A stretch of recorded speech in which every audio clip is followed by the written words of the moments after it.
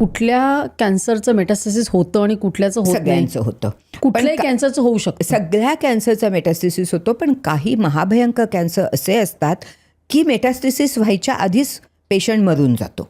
त्याचं अतिशय त्याचं अतिशय महत्त्वाचं उदाहरण, माझा एक मित्र नुकताच गेला, मी तुझ्याशी बोलले, ग्लिओब्लास्टोमा म्हणजे मेंदूचा कॅन्सर. तर तो मेंदूच्या कॅन्सरमध्ये मेटास्टेसिस व्हायला वावच नसतो, त्याच्या आधीच माणूस मरण पावतो. कारण मेंदूचं काम जर बंद पडलं तर पुढे काय होणार, मेटास्टेसिस होण्या इतका वेळच नसतो. पण नाहीतर प्रत्येक कॅन्सरचं मध्ये ही मुळात व्याख्याच आहे कॅन्सरची, की त्याच्या पेशी दुसरीकडे जाऊन वाढू शकतात. आणि ह्याच्या संदर्भाने मी तुला एक गोष्ट सांगते, मग ट्रीटमेंटकडे जाते. की मी जेव्हा इंग्लिश पुस्तक लिहित होते तेव्हा मला मदत करणारी मुलगी हार्वर्डमध्ये शिकलेली होती, खूप हुशार मुलगी होती, आणि मी तिची मदत घेतली होती कारण तिचं इंग्लिश फार चांगलं होतं. तर मला चुका काही इंग्लिशच्या माझ्या पुस्तकात व्हायला नको होत्या. तर तिने मला एक दिवस विचारलं, but tell me Sulu, why do patient with cancer die? अरे कॅन्सरने मृत्यू होतो हे सगळ्यांना माहिती, पण ते मरतात कशाने? तुला माहिती आहे, तू डॉक्टर आहेस म्हणून तुला माहिती असेल, पण तू जर 100 लोकांना विचारलं त्यातल्या 99 लोकांना हे माहिती नसतं. तर होतं काय की ह्या मेटास्टेसिसमुळे त्या इंद्रियात म्हणजे ऑर्गनमध्ये जाऊन फेल्युअर होतं, पेशी जेवून वाढतात, तेव्हा त्यातलं कुठलं ना कुठलं ते इंद्रिय बंद पडतं आणि माणूस मरतो. हे लोकांना माहिती नसतं की शेवटी मृत्यू होतो कशाने. आणि कधी कधी मी एक बघितलं की सगळ्यात पहिले मेटास्टेसिस दिसतात, अगदी आणि मग त्याचं ते ओरिजिन म्हणजे एस्पेशली लंगमध्ये मेटास्टेसिस झाले तर त्याचं ओरिजिन प्रायमरी शोधायला लागतं प्रोस्टेटमध्ये वगैरे. अगदी खरंय. कारण मी तुला सांगितलं ना की हा रोग आहे ना, ह्या पेशी इतक्या शांतपणे वाढत असतात आणि त्या लक्षात यायला ती गाठ कमीत कमी 1 सेंटीमीटरची लागते. तेव्हा त्याच्यामध्ये लाखो पेशी असतात 1 सेंटीमीटरच्या गाठीत, आणि त्यातल्या काही सुटलेल्या पण असतात आणि आजूबाजूला पसरलेल्या असतात. तर मग आता तू म्हणालीस की कसे उपचार करायचे. अतिशय पटकन लक्षात आली गाठ, जे स्तनाच्या कॅन्सरच्या, ब्रेस्ट कॅन्सरच्या बाबतीत खूप वेळा होतं, तर ती गाठ संपूर्ण काढून टाकायची. जर ती व्यवस्थित एकसंध गाठ असेल आणि ती काढून टाकली ना, तर पुढे त्या पेशी पसरून इतर कुठे जायची शक्यता खूप कमी होते. तरीसुद्धा डॉक्टर काळजी घेतात. मग ते काय काळजी घेतात, तर तू अजून एक प्रश्न विचारला होतास की सगळ्या कॅन्सरना एकच ट्रीटमेंट देतात का, तर त्याच्याबद्दल मला 1 सेकंद बोलून दे. आजतागायत 200 प्रकारचे कॅन्सर तरी माहिती आहेत, इतके जास्त आहेत. तू स्तनाचा कॅन्सर जरी म्हटलंस ना, breast cancer, they are all not the same. त्यांचे एक प्रकार नसतात, त्याच्यामध्ये खूप प्रकार असतात, पेशींप्रमाणे असतात. आणि त्या पेशींच्या गुणधर्म म्हणजे काय, तर hormone positive, HER2 negative, BRAF positive, हे अल्फाबेट सूप आहे सगळं. पण हे आम्हाला माहिती आहे काय, हे काय, ह्याचा अर्थ काय आहे. तर हे जे सगळं आम्ही त्या पेशींच्या रिसेप्टर्सहून आणि त्यांच्या गुणधर्म तपासून ठरवतो, ह्याप्रमाणे कॅन्सरचे प्रकार ठरवले जातात. त्यामुळे सगळे कॅन्सर एकसारखे नसतात. पण तो कुठलाही असू दे, कर्करोग, जर ती गाठ एकसंध असली तर ती सगळी ऑपरेशन करून, शस्त्रक्रिया करून काढायची. कळलं ना. हा झाला एक उपाय. मग दुसरा उपाय म्हणजे किमोथेरपी. किमो म्हणजे केमिकल थेरपी म्हणजे उपचार. किमोथेरपी खूप छान, मी ह्याचं पण वर्णन दिलं आहे की ही कशी शोधली गेली. तर किमोथेरपी म्हणजे खरोखर काय असतं, विष असतं. आणि हे विष कुणाकरता केलेलं असतं, तर पटापट वाढणाऱ्या पेशींकरता.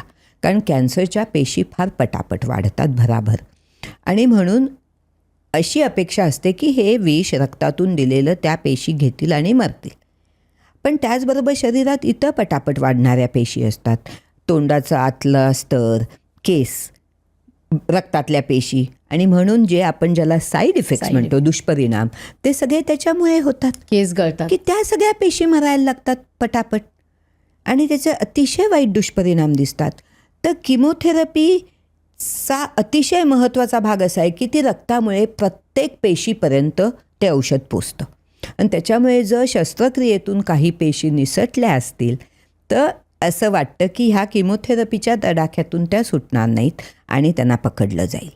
आता जर मूळ गाठ अशा ठिकाणी असेल की जिथे सहजपणे रेडिएशन देता येईल, ज्याला खूप लोक लाईट्स म्हणतात, तर ते दिलं जातं. म्हणजे त्याच्या आजूबाजूच्या भागात काही पेशी पसरल्या असतील तर त्या सगळ्या पकडून त्यांना मारलं जातं. प्रश्न कसा आहे की आपल्याला ह्या सगळ्या पेशी नष्ट करायच्या आहेत, कारण ह्या प्रत्येक पेशीला जसं राणी माशी करू शकते तसं ही प्रत्येक पेशी कितीही प्रसवू शकते, त्या कितीही नवीन पेशी बनवू शकतात आणि त्यालाच तर आपण कॅन्सर म्हणतो ना.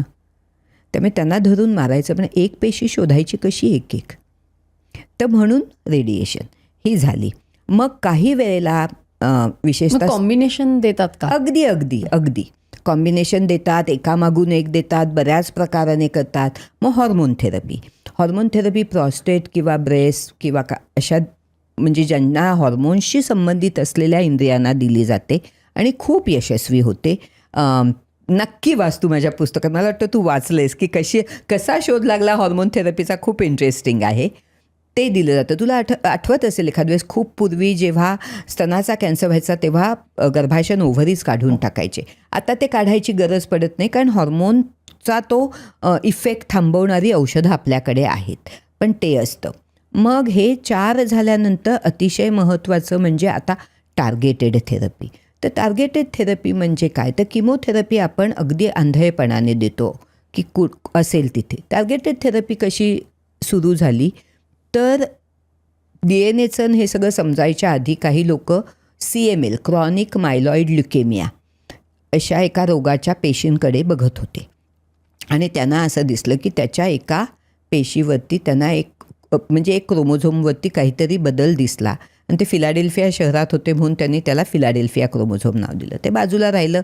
30-40 वर्ष कोणी काही पाहिलं नाही. मग नंतर लक्षात आलं की हे सगळं DNA आणि म्युटेशन म्हणजे जीनमधले बदल.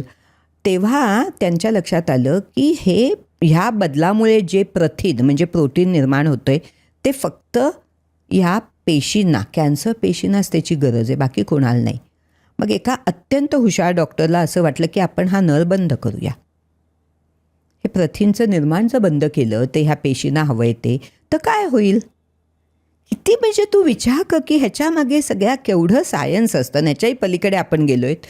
पण तर असो, त्याने ते प्रयत्न केले आणि त्याने असं औषध काढलं की ज्याच्यामुळे हे फिलाडेल्फिया क्रोमोझोम बंद होईल. त्याच्यामुळे होणार BCL वगैरे. मी त्याच्यात मला खूप डीप ह्याच्यात जायचं नाही आहे सायन्समध्ये. पण पूर्वी कसं व्हायचं, मी स्वतः ल्युकेमिया काम केलं आहे. जेव्हा मी PhD केलं तेव्हा CML हा जो रोग आहे ल्युकेमिया, तर त्याचे लोक साधारण त्यांची 5 वर्षात 12-15% लोक जिवंत राहायचे, कारण ते CMLचं ॲक्यूट होतं, म्हणजे खूप भराभर वाढायला लागतात. क्रॉनिक म्हणजे हळूहळू, ॲक्यूट म्हणजे भराभर होऊन त्याला ब्लास्ट क्रायसिस होऊन ते शेवटी मरायचे. आणि तर हा डॉक्टर आहे, ह्याने ठरवलं की आपण हे औषध तयार केलं, ह्याची एक क्लिनिकल ट्रायल करूया, चाचणी.